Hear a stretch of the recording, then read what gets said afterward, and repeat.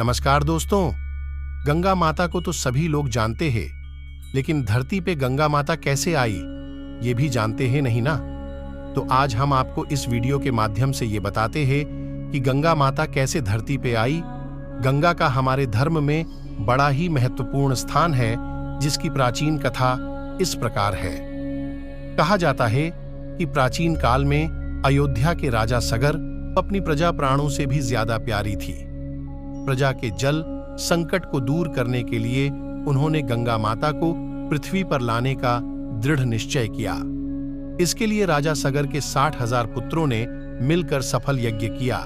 इस यज्ञ का पूरा उल्लेख महर्षि विश्वामित्र ने श्री राम जी को जनकपुरी की पैदल यात्रा करते समय सुनाया था। एक बार राजा सगर ने बहुत यज्ञ आयोजित किया। इस यज्ञ की रक्षा का भार उनके पौत्र अंशुमान ने अपने ऊपर लिया। सगर के यज्ञ के घोड़े को देवताओं के राजा इंद्र ने चुराया।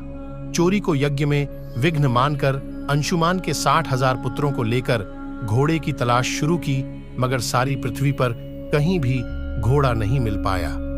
जब पाताल लोक में तलाश के लिए गए, तब उन्होंने देखा कि पाताल में सनातन भगवान वासुदेव महर्षि कपिल के रूप में बैठे तप कर रहे थे और चोरी किया घोड़ा वहीं खड़ा था। घोड़ा देख सभी में खुशी की लहर दौड़ गई। उनके शोर से महर्षि कपिल की समाधि भंग हो गई और योग निद्रा से जागते ही उनके क्रोध की आग से सभी जल गए। बहुत देर के बाद मरे हुए पुत्रों की चिंता से व्याकुल महाराज दलीप, जो राजा सगर के पुत्र अंशुमान के पुत्र थे, के पुत्र भागीरथ ने कठोर तप किया। उनके पिता, दादा तथा परदादा सभी गंगा को लाने में विफल हुए थे।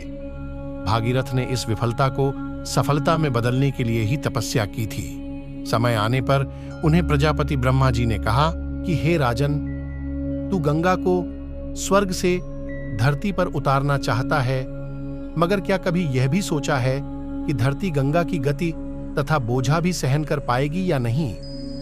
उसका बोझा तो केवल शिव जी ही संभाल सकते हैं। यदि तुम उनसे गंगा का बोझा संभाल लेने का वर लेकर आओ, तो ही गंगा पृथ्वी पर आ सकती है। वचनानुसार प्रजापति ने अपने करमंडल से गंगा की धारा छोड़ी। शिवजी ने अपनी जटाओं में जल लेकर जटाएं बांध लीं, जिस कारण गंगा को जटाओं से बाहर आने का रास्ता न मिल सका। तो महाराज भागीरथ चिंतातुर हो उठे। अपने पूर्वजों की कामना पूरी करने के लिए किया गया तप शिवजी के पराक्रम के कारण अधूरा ही रह गया।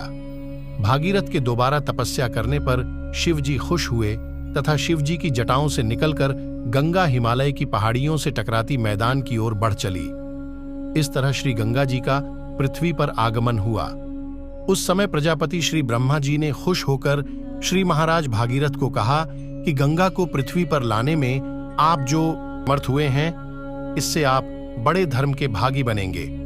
गंगा में स्नान सदैव कल्याणकारी है तथा भविष्य में भी इसकी बूंद बूंद से मानव का कल्याण होगा। आप पवित्र होंगे तथा औरों को पवित्र करेंगे। प्यासी धरती पर गंगा को लाना मुर्दा इंसानों को जीवन दान देने के तुल्य है। इसी के कारण गंगा को भागीरथी भी कहा जाता है। तो दोस्तों, हर हर गंगे।